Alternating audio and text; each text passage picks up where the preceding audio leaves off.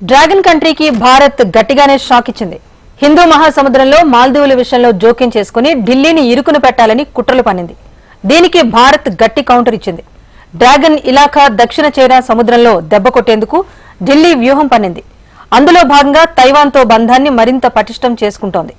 Republic day వేడుకల్లో ప్రకటించిన పద్మ అవార్డులకు ఎంపికైన వారిలో ఓ పేరును చూసి డ్రాగన్ ఉలిక్కిపడింది. తైవాన్ కు చెందిన వ్యక్తికి పద్మ అవార్డును ప్రదానం చేస్తోందని చైనా అస్సలు ఊహించలేకపోయింది. తమ జోలికొస్తే ఎలా ఉంటుందో ఢిల్లీ చేసి చూపించింది. ఇందుకు పద్మ అవార్డు అందుకోనున్న తైవానీ ఎవరు? తైవానీకి పద్మ అవార్డు ఇస్తే చైనాకు ఉలికెందుకు? తైవానీకి పద్మభూషణ్ ఇచ్చి బీజింగ్ లెక్కలను ఢిల్లీ సరిచేస్తుందా? Watch story. చైనాకు పద్మ అవార్డు గుబులు పుట్టిస్తోందా? హిందూలో కాదు, సౌత్ చైనా సీలో భారత్ సెగపెట్టిందా? చైనా వన్ పాలసీని భారత్ పక్కన పెట్టేసిందా? ఇటీవల డ్రాగన్ కంట్రీ నిత్యం వార్తల్లో నిలుస్తోంది. ఆ దేశ ఆర్థిక వ్యవస్థ పతనం దిశగా వెళ్తోంది. ప్రపంచాన్ని శాసించాలన్న కలలు కల్లలవుతున్నాయి. అదే సమయంలో పొరుగున ఉన్న భారత్ అంతర్జాతీయ వేదికపై సత్తా చాటుతోంది. ప్రపంచ దేశాల దృష్టిని తన వైపుకు తిప్పుకుంటోంది. అదే సమయంలో భారత్తో స్నేహానికి పలు దేశాలు ఢిల్లీకి క్యూ కడుతున్నాయి. భారత మార్కెట్లు తమ షేర్ ఉండాలని పలు కంపెనీలు భావిస్తున్నాయి. ఇప్పటికే ఆ దిశగా అడుగులు కూడా వడివడిగా పడుతున్నాయి. ఈ పరిణామాలే చైనాకు కంటి మీద కునుకు లేకుండా చేస్తున్నాయి. భారత్ను ఏదో ఒకటి చేసేయాలని పగతో రగిలిపోతుంది డ్రాగన్ కంట్రీ. ఈ క్రమంలో పాకిస్తాన్, మాల్దీవులు వంటి దేశాలను బీజింగ్ రెచ్చగొడుతోంది. హిందూ మహాసముద్రంలోకి నిఘా నౌకలను పంపుతూ భారత్పై ఓ కన్నేసి ఉంచుతుంది. అంతేకాకుండా సరిహద్దుల్లో కవ్వింపులకు పాల్పడుతోంది. డ్రాగన్ ఎలాంటి ఎత్తులు వేస్తుందో, ఎలాంటి జిత్తులకు దిగుతుందో భారత్కు బాగా తెలుసు. అందుకే ఎక్కడికక్కడ డ్రాగన్ ఆటలకు చెక్ పెడుతోంది. సరిహద్దుల్లో చొరబాట్లను అడ్డుకుంటోంది. సముద్రంలో చైనాను అడ్డుకునేందుకు అన్ని రకాలుగా వ్యూహాలను పన్నుతోంది. ఇక చైనాను ఎక్కడ దెబ్బ కొడితే అబ్బా అంటుందో అక్కడే భారత్ కొట్టింది. డ్రాగన్ అడ్డా దక్షిణ చైనా సముద్రంలోనే ఊహించని విధంగా బీజింగ్ కు ఢిల్లీ షాక్ ఇచ్చింది. అసలు ఎక్కడ కొడితే చైనా గోబ గుయ్యమంటుందో భారత్ అలాంటి దెబ్బే కొట్టి చూపించింది. వన్ చైనా పాలసీ అంటే ఏమిటో మీకు తెలుసా? 1949లో చైనాలో అంతర్యుద్ధం ముగిసింది. ఆందోళనలకు నాయకత్వం వహించిన మావో జెడాంగ్ నేతృత్వంలో people's republic of China PRC ఏర్పాటైంది. దీంతో అప్పటి వరకు చైనాను పాలించిన చియాంగ్ కే షేక్ సైన్యం ప్రజలతో సహా తైవాన్ కు వెళ్లిపోయింది. అప్పటి నుంచి తైవాన్, చైనాలో వేర్వేరు ప్రభుత్వాలు ఏర్పాటయ్యాయి. ఇరు దేశాల్లో అధికారిక భాష మాండరిన్. చైనా, తైవాన్ ప్రజల ఆహారపు అలవాట్లు కూడా ఒక్కటే. ఈ నేపథ్యంలో తైవాన్లో ప్రభుత్వం ఉన్నా చైనా మాత్రం దాన్ని గుర్తించడం లేదు. 73 ఏళ్లుగా తైవాన్ను సొంత ప్రావిన్సీగా చైనా పరిగణిస్తోంది. తైవాన్తో పాటు హాంకాంగ్, టిబెట్, జిన్జియాంగ్ ప్రాంతాలను చైనా అంతర్భాగంగానే పేర్కొంటోంది. చైనాతో సంబంధాలను పెట్టుకోవాలనుకున్న ఏ దేశమైనా ముందుగా తైవాన్, హాంకాంగ్, టిబెట్, జిన్జియాంగ్ ప్రాంతాలను చైనా అంతర్భాగంగా గుర్తించడమే వన్ చైనా పాలసీ. ఈ పాలసీని అంగీకరిస్తేనే చైనా ఆయా దేశాలతో సంబంధాలను పెట్టుకుంటుంది. హాంకాంగ్, టిబెట్, జిన్జియాంగ్ విషయాన్ని పక్కన పెడితే తైవాన్తో ఏ దేశమూ సంబంధాలను పెట్టుకోవడాన్ని చైనా అస్సలు ఇష్టపడదు.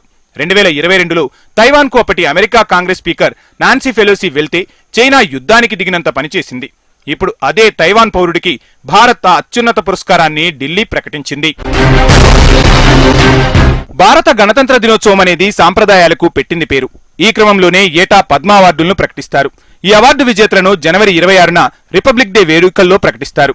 ఈ ఏడాది 132 మందికి పద్మ అవార్డులను ప్రకటించారు. ఈ జాబితాలో ఓ వ్యక్తి యాంగ్ లియు. ఆయన తైవాన్ కు చెందిన ఫాక్స్కాన్ చైర్మన్, సీఈఓనే ఈ యాంగ్ లియు.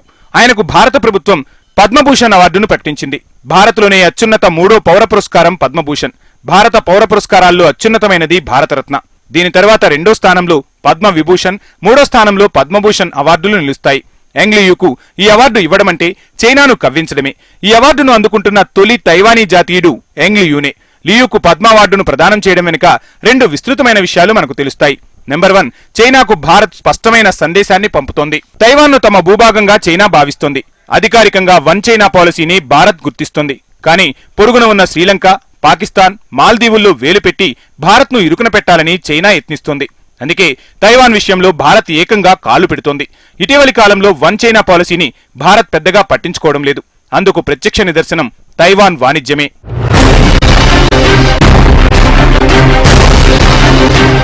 2001లో భారత్లో తైవాన్ కేవలం $100 కోట్ల మాత్రమే పెట్టుబడులుగా పెట్టింది. $100 కోట్ల అంటే మన కరెన్సీలో 8,000 కోట్ల రూపాయల పైనే అన్నమాట. అది ఇప్పుడు 700 కోట్ల డాలర్లకు చేరుకుంది. అంటే 58,000 కోట్ల రూపాయల పైమాటే. గతేడాది ముంబైలో తైవాన్ కొత్త కార్యాలయాన్ని ప్రారంభించింది. భారత్లో ఇప్పుడు తైవాన్కు 3 కల్చరల్ కేంద్రాలు ఉన్నాయి. మరో రకంగా చెప్పాలంటే ఇవి తైవాన్ దౌత్య కార్యాలయాలు అన్నమాట. గతేడాది 3 ముఖ్యమైన భారతీయ అతిథులకు తైపీ ఆతిథ్యం ఇచ్చింది. వారిలో మాజీ ఆర్మీ చీఫ్ మనోజ్ నరవానే, మాజీ నేవీ చీఫ్ కరంబీర్ సింగ్, మాజీ ఎయిర్ ఫోర్స్ చీఫ్ ఆర్కే బదురియా ఉన్నారు. స్పష్టంగా చెప్పాలంటే చైనాను ఇరుకున పెట్టేందుకు తైవాన్ను భారత్ ఉపయోగించుకుంటోంది. అదే సమయంలో తైవాన్తో భారత్ సంబంధాలు కూడా మరింత పటిష్టమవుతున్నాయి. ఇవన్నీ డ్రాగన్ కంట్రీకి కూడా తెలుసు. భారత్ ఈ పరిణామాలను ఏమాత్రం దాచిపెట్టడం లేదు. తమను చుట్టుముట్టాలని చూస్తే దక్షిణ చైనా సముద్రం నుంచి చైనాపై ఆయుధాలను ఎక్కుపెట్టేందుకు భారత్ సిద్ధంగా ఉంది. ఇక ఫాక్స్కాన్ ప్రధాన కార్యాలయం తైవాన్లోనే ఉంది. ప్రపంచంలోనే అతిపెద్ద ఎలక్ట్రానిక్స్ తయారీ కంపెనీల్లో ఫాక్స్కాన్ ఒకటి. ఐఫోన్ల తయారీలోనూ అగ్రస్థానంలో ఉంది. సింపుల్ గా చెప్పాలంటే ఫాక్స్కాన్ తైవాన్ కు కిరీటం లాంటిదన్నమాట. ఫాక్స్కాన్ సీఈఓకు పద్మభూషణ్ ను ప్రదానం చేయడంతో చైనాకు రాజకీయ సందేశాన్ని భారత్ పంపింది. ఇది అసలు డ్రాగన్ కు రుచించని విషయమే.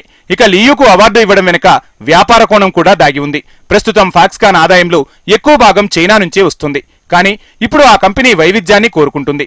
ఈ క్రమంలో ఆ సంస్థ భారత్లో 160 కోట్ల డాలర్ల పెట్టుబడులను పెడుతుంది. ఆ సంస్థ ఉత్పత్తుల్లో కొంత భాగాన్ని భారత్కు తరలించాలని యోచిస్తోంది. ఇప్పటికే భారత్లో ఒక ఫాక్స్కాన్ ఫ్యాక్టరీ 2019లో స్థాపించబడింది. ఇది ఐఫోన్ 14, 15 మోడళ్లను ఉత్పత్తి చేస్తోంది. వాస్తవానికి భారత్లో తయారైన ఐఫోన్ 15 మోడల్ను చైనాతో పాటు ప్రపంచవ్యాప్తంగా విడుదల చేసింది. కానీ భారత్ ఇంకా మరింతగా కోరుకుంటుంది. భారత్ను సెమీకండక్టర్ హబ్ గా మార్చాలని ప్రధాని మోడీ భావిస్తున్నారు.